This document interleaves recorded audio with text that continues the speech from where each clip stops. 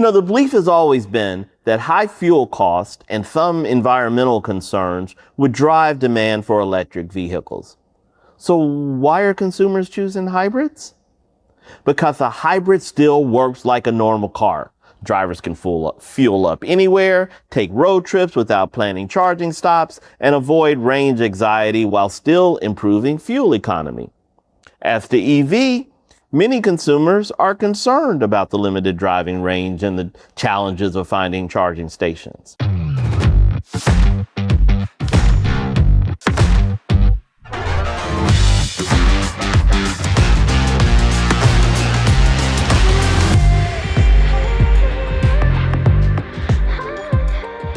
Hello again. Welcome to The Ruthless Truth.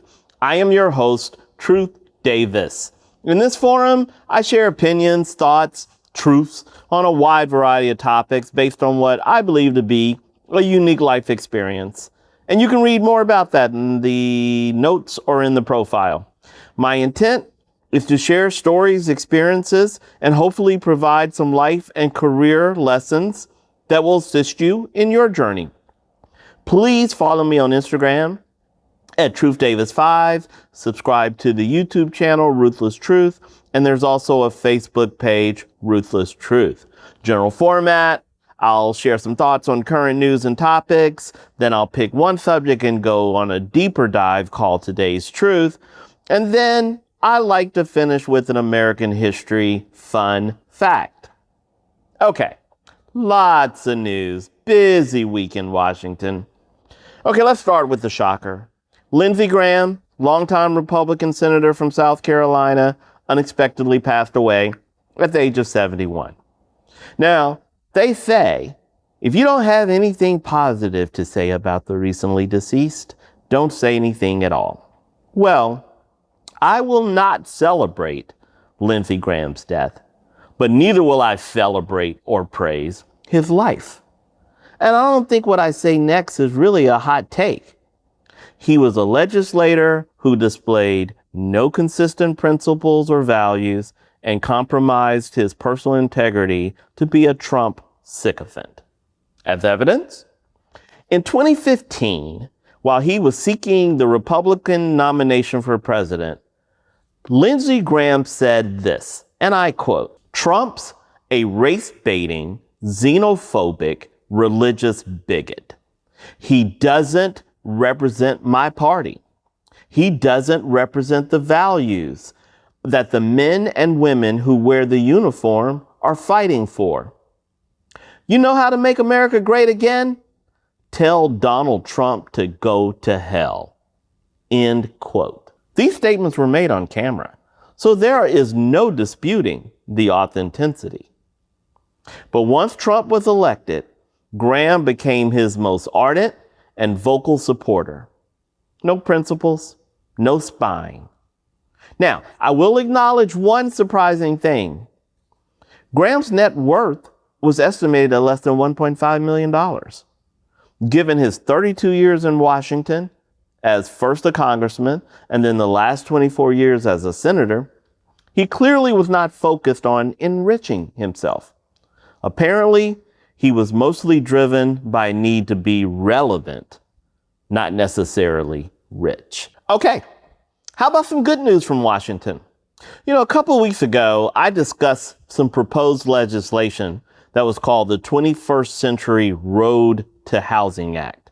It was a bipartisan bill that passed unanimously in the Senate and is aimed at addressing housing affordability. Now, while this is not earth-shattering legislation, it does contain provisions that will provide more protection for renters, increase the inventory of homes for potential new buyers. More importantly, it was evidence that Congress can work together to get something done. However, the president refused to sign the bill unless his precious voter suppression bill, known as the Save America Act, was passed first. Fortunately, the housing bill became law anyway, as any bill that hits the president's desk and goes unsigned for 10 days defaults to law. Okay, Shifting gears, there's an interesting trend developing in the U.S. car buying market. May 2026 marked the 8th consecutive month of sales declines versus the previous year. But within those total numbers, there's a story of haves and have-nots. The sharpest sales declines were in electric vehicles, or the EV segment. Sales of EVs are down over 30% in 2026 for a number of reasons. First, there's a limited selection of models available as manufacturers are experiencing delays in bringing new EV models to market. Second, they're expensive. Now, previously, the high price was softened by a federal program that provided tax credits for the purchase of an EV, up to $7,500 for a new car and up to $4,000 for a used car. But the Trump administration ended that program in September 2025. And while second quarter sales 2026 improved versus the first quarter, EV sales continue to be down significantly. Conversely, sales of hybrid vehicles are up over 15% in 2026. As a result, Toyota, which has a robust lineup of hybrid cars, saw an increase of over 20%, while GM, which has many EV vehicles, but only one hybrid, they experienced a 5% sales decline. You know, the belief has always been that high fuel costs and some environmental concerns would drive demand for electric vehicles. So why are consumers choosing hybrids? Because a hybrid still works like a normal car. Drivers can fuel up anywhere, take road trips without planning charging stops, and avoid range anxiety while still improving fuel economy. As to EV, many consumers are concerned about the limited driving range and the challenges of finding charging stations. Still, some experts believe that the ongoing war in Iran and the rising price of gasoline will spur a revival of EV sales in the second half of 2026. We'll see. Okay, let's get to today's truth. Today's truth. You know, it's been a year since Congress passed the president's signature legislation known as the Big Beautiful Bill, although opponents refer to it as the Big Ugly Bill. There was a lot in this bill, but not all the policies were effective immediately. Many would be phased in over periods of months or even years. Well, the bill contained major changes to federal student loan repayment, and most of these new provisions went into effect this month, specifically July 1st, 2026. So in today's truth, I will discuss and explain the key changes to the student loan repayment program so that you are informed and equipped to make the best decisions for your situation. And please know, if you do have a student loan, you're not alone. Over 43 million U.S. adults currently carry a student loan balance. Now, I realize this is not a particularly exciting or entertaining topic, but it's important and it's worthy of a listen. Okay, now some of you may be thinking, hey, I don't have any student loan debt, so this has nothing to do with me. Oh, that's simply not true. Total outstanding student loan debt equals $1.7 trillion. You know, when people have to make monthly payments on the debt, they often need to reduce spending elsewhere, including retail, leisure, and daily spending. This creates a drag on consumer demand and spending, which consumer spending represents 70% of the U.S. economy. It also affects the housing market, as many of these borrowers are renters who will need to delay a home purchase. And finally, the money needed to spend on student debt reduces money available to save and invest in retirement. This can lead to future financial instability that could affect family and others who may not themselves carry debt. So, either directly or indirectly, the loan debt crisis affects Many of us. Now, I primarily will address the impact of new policies on current student loan borrowers. But let me just make a couple of quick points addressed to potential new student loan applicants. Okay, new borrowing limits will affect graduate students and those pursuing professional degrees. Grad students will still be able to borrow up to $20,500 per year, but as of July 1st, 2026, a new cap will prevent them from taking out more than a total of $100,000 for their degree. The new loan rules also affect people pursuing professional degrees, with students in certain fields restricted to borrowing $50,000 per year and $200,000 in total. Now, please research the affected degrees, as there have been changes in the definition of, quote, professional degrees. For example, nursing degrees were initially reclassified as non-professional degrees. But just this month, nursing has been reinstituted as a professional degree. And this revision was due to a ruling by a federal judge in a case brought by nursing advocates who argued that being excluded from the professional designation would limit aspiring nurse practitioners' ability to pursue degrees, and it would exacerbate the current workforce shortage of nurses. So fortunately, cooler and more reasonable heads prevailed. And finally, for borrowers taking out loans after July 1st, only 2 repayment plans are available to you. There's the Repayment Assistant Plan, which is an income-driven repayment plan where your payments will be based on your annual adjusted gross income. So the more you earn, the higher your required payment will be. And then the other repayment plan available to new borrowers is the new tiered standard plan. The payments are fixed based on the original loan balance, and the repayment term ranges from 10 to 25 years, depending on the size of the balance. Okay, back to the 43 million current student loan holders. And while there are many categories of borrowers, I will focus on the 2 primary groups, which is Group 1, borrowers whose loans were pre-July 1st, and they have no intent on taking out any more loans. Group 2 are those currently enrolled in the SAVE repayment plan. Okay, so the current borrowers. Now, they still have access to one of the 2 categories of repayment plans that consist of a total of 6 plans. The first category is fixed plans, where there's a set loan amount, interest rate, and payment time frame.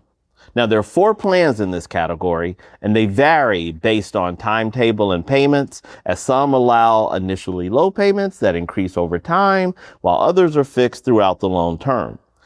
Additionally, similar to car loans, there is an extended payment plan that will lower your monthly payments, but it extends the term, meaning the total interest paid will be much more. Now, the second category is income-driven plans. These plans cap monthly payments at a percentage of your discretionary income, and they offer remaining balance forgiveness after 10 to 25 years. Now, there are currently 4 plans in this category, but 2 of them will be phased out in 2028. So if you pick one of those, in 2 years, you'll have to change plans again. Specifically, those 2 plans are the Income Contingent Plan, or ICR, and the Pay As You Earn Plan, also known as the Pay Plan. So in choosing a repayment plan, you need to make sure you understand the terms and assess your personal financial situation. Now, ideally, you can choose a plan that will allow you to retire the entire loan balance in 10 years or less. But if these monthly payments are just too high, you may need to select another option. Okay, now to the SAVE repayment loan participants. Now, the formal name of this program is the Save on a Valuable Education Plan, and it was implemented under President Joe Biden in 2023. And there were 2 key components to the SAVE plan. First, it capped the amount of loan payments based on the borrower's income and family size. Second, it accelerated loan forgiveness for borrowers. Previously, borrowers could ask for loan forgiveness after making regular payments for 20 to 25 years. The SAVE plan reduced that timetable to just 10 years. Now, over the past 12 months, following the announcement that the program would be ending, about 1 million SAVE plan participants have already moved to one of the other repayment plans that I just covered. But 7 million borrowers are still in the SAVE plan and have enjoyed a 2-year pause in payments.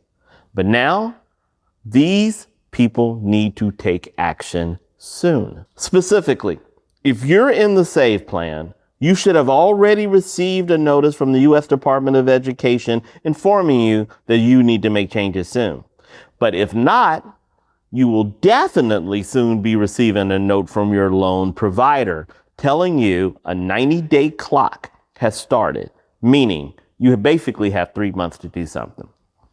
And if you do nothing, the Department of Education will automatically enroll you in one of the least flexible repayment plans. So what should you do? What are your options? Well, current SAVE plan borrowers also have the option to switch to one of the previously discussed repayment plans. So you should log into your account on studentaid.gov and ensure your contact information is up to date. Review available income-driven repayment options, and then prepare to switch plans to avoid being automatically moved to the standard plan. But please recognize that whatever plan you switch to, you will very likely see higher monthly payments going forward. Okay, hopefully many of you found this information clear and helpful. And if you yourself do not have any outstanding loans, but you know others who do, please share this podcast episode with them, as it may assist them as they make their necessary decisions. Okay, let's get to today's American History Fun Fact. Today's American History Fun Fact. As many of you have learned, I am a huge music fan. I'm an avid listener of just about every music genre, with maybe a couple of exceptions. Well, in today's American History Fun Fact, I will tell the story of one of my favorite groups of the 1960s. And interestingly, when they first came together, it was not as a rock group. 2026, this year, marks the 60th anniversary of the debut of the TV show The Monkees. Mickey Dolenz is the last surviving member and recently published a memoir, which kind of spurred me to speak to this today. Okay, let's start at the beginning. In 1962, aspiring filmmaker Bob Rafelson developed an idea for a TV show that would focus on a new, but mostly unknown, music group. Specifically, he wanted the Lovin' Spoonful, which was a New York rock group who later went on to chart success, but at that time was mostly unknown. Well, that didn't work out, and Rafelson was unsuccessful in selling the concept to any of the TV networks or studios. But after the box office successes of the Beatles movies Help and A Hard Day's Night, Rafelson teamed up with Bert Schneider, whose father was an executive at Screen Gems Studios, and they repitched the TV show idea. And so in April 1965, they sold the show to Screen Gems Television. Now, not able to secure an actual group, they proposed a fictional band that they named the Monkees. Okay, success, great. They had a show about a rock band. They only had one problem. They didn't have a band. So they decided they need to quickly assemble a group. And in July 1965, they announced that Davy Jones would be the first member of the group. Now, Jones had recently signed a long-term contract to make films for Screen Gems. So he was already under contract. But how would they find the remaining 3 members? They decided to run casting ads in Variety and The Hollywood Reporter. And here's how the ads read. Madness, auditions, folk and roll musicians, singers for acting roles in new TV series, running parts for foreign famed boys aged 17 to 21. Want spirited types, have courage to work, you must come down for an interview. That was the ad. A total of 437 men applied. The final selections were Mickey Dolenz, Peter Tork, and Michael Nesmith. Quick bios on the band members. Davy Jones was born in London, originally trained as a jockey, but was later cast in a London West End production of Oliver. And in a huge case of coincidence and irony, Davy actually appeared on the same Ed Sullivan episode that featured the Beatles' American TV debut. Mickey Dolenz was born in LA and began as a child actor. He later formed a rock band where he played guitar and keyboards and also sang lead. Michael Nesmith was born in Houston, grew up in Dallas. After high school, he enlisted in the Air Force. After his service, he began his music career as a singer, songwriter, and musician. And here's a little fun fact about Mike Nesmith. His mother, Betty Nesmith Graham, invented liquid paper. And finally, Peter Tork. Born in D.C., grew up in Connecticut. He showed an early aptitude for music and by high school had mastered the banjo, guitar, and acoustic bass.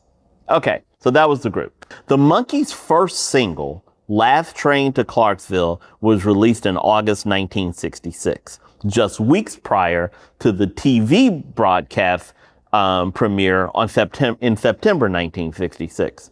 And just like that, before they even knew it, NBC Television and Columbia Records had a major hit on their hands. The single topped the Billboard Hot 100 in November, and the debut album, The Monkees, spent 13 weeks at #1 on the charts. Meanwhile, the TV show achieved modest ratings success. The series followed the adventures of 4 young men trying to make a name for themselves as a rock and roll band. Each of the 4 was given a different personality to portray. Mickey, the funny one, Mike, the smart and serious one, Peter, the naive one, and Davy, the cute one. Their characters were loosely based on their real selves, with the exception of Peter Tork, who was actually a quiet intellectual. The comedy was madcap and whimsical, and each episode included at least one musical number. The show actually earned 2 Primetime Emmys for Outstanding Comedy Series. And John Lennon, who was a massive fan and never missed the TV show, famously told them they were, quote, the greatest comic talents since the Marx Brothers. But the Monkees' impact on the music scene was a shock to everyone. Many in the music industry, especially during the early days of the Monkees, refused to even acknowledge the group as anything more than just a fake band created just for TV. And it wasn't until the Monkees' second album that they were even allowed to play instruments on their own recordings. But there was no denying their success. Part of it was because many of their songs were written by some of the greatest hit makers of all time, including Carole King, Neil Sedaka, Paul Williams, and many others. And at their peak, in 1967, the Monkees sold more records than the Beatles and the Rolling Stones combined. And their live tours, they were all sellout events. And one additional point I'd like to make, and this has been a long-standing pet peeve of mine. Although he was the cute one, Davy Jones was not the lead singer of the Monkees. It was Mickey Dolenz, who sang lead on all of their big hits, except for Daydream Believer, where Davy did sing lead. But Davy was not lead singer, just like Donny Osmond was not lead singer of the Osmonds, and Justin Timberlake was not lead singer of NSYNC. Don't be fooled by the cuteness. Okay, in 1968, the show was canceled, and by 1969, the group had disbanded. They did experience a revival in the 1980s and early 90s following a Monkees marathon weekend on MTV where they played all the episodes from the series. From there, they launched a successful tour, and their debut album was re-released, and it actually returned to the top of the charts. So what is the legacy of the Monkees? Well, I can personally attest that the music holds up, as I still listen to it often. And no collection of 1960s rock music is complete without the Monkees' greatest hits. The Monkees have sold over 75 million records worldwide, making them one of the best-selling bands of all time. And their first 4 albums all reached #1 on the charts, a very rare achievement. Unfortunately, the Monkees are excluded from the Rock and Roll Hall of Fame. Because they were originally assembled as a TV sitcom, critics and the Hall's nominating committee historically dismissed them as a manufactured pop act. Now, to me, this is just bullshit and hate. But still, there's no denying the success, impact, and musical legacy of the Monkees. Okay, that's all I have for you today on The Ruthless Truth. Thank you so much for listening. Again, please follow me on Instagram at TruthDavis5. Subscribe to the YouTube channel, Ruthless Truth. And there's a Facebook page, Ruthless Truth. And I invite all of you to review past episodes. They cover a wide range of topics. I'm sure you'll find something of interest. Again, thank you. And I will talk to all of you soon.